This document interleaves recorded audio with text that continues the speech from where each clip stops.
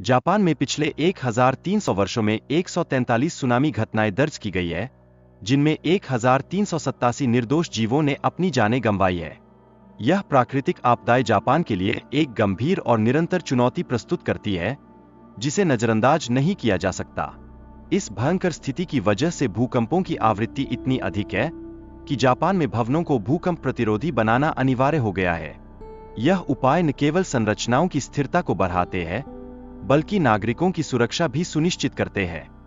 2011 में आया भूकंप जापान के इतिहास का सबसे विनाशकारी भूकंप था, जिसने 55 मीटर ऊंची सुनामी लहरों को जन्म दिया। इस त्रासदी ने लाखों लोगों के जीवन को प्रभावित किया और जापान की चिंताओं को बढ़ा दिया। जापान की भौगोलिक विशेषताएं इसे एक चुनौतीपूर्ण स्थिति में रखती है, जहां हर दिन भूकंप आते हैं। यह अद्वितीय स्थान उसे सक्रिय ज्वालामुखियों और टेक्टोनिक प्लेटों के बीच स्थित करता है, जिससे उसकी भौगोलिक अस्थिरता बढ़ जाती है। इस संदर्भ में जापान के 70% भूमि क्षेत्र पहाड़ी है, जबकि केवल 30% क्षेत्र समतल है। समतल भूमि मुख्यतः तटीय क्षेत्रों में है, जहां सुनामी का खतरा विशेष रूप से बढ़ जाता है। तटीय क्षेत्रों की सुरक्षा के लिए जापान ने समुद्री दीवारें बनाई है। ये दीवारें लंबे समय से जापान की तटीय सुरक्षा को मजबूती प्रदान करती आ रही है, जिससे समुद्र की प्रचंड लहरों का सामना किया जा सके। हाल ही में निर्मित समुद्री दीवारें 15 मीटर ऊंची है और इनकी नींव 25 मीटर गहराई में है, जिससे इनकी मजबूती और सुरक्षा को और भी बढ़ाया गया है।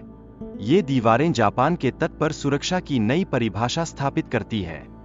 एक सिम्युलेटर की मदद से कृत्रिम सुनामी तैयार की गई, जिसने इंजीनियरों को दीवारों के विभिन्न डिजाइनों का परीक्षण करने का अवसर प्रदान किया।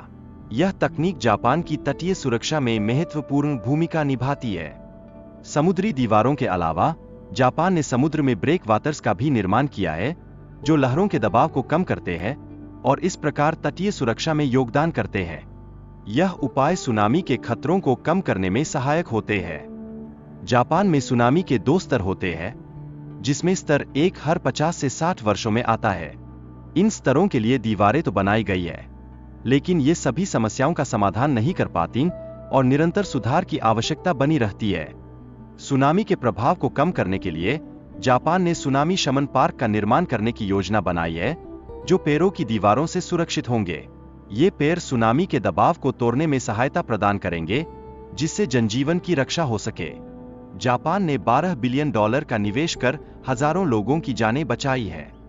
यह दीवारें सुनामी के दौरान लोगों को सुरक्षित स्थान पर पहुंचने का समय देती है, जो कि जीवन और मृत्यु के बीच अंतर पैदा कर सकती है।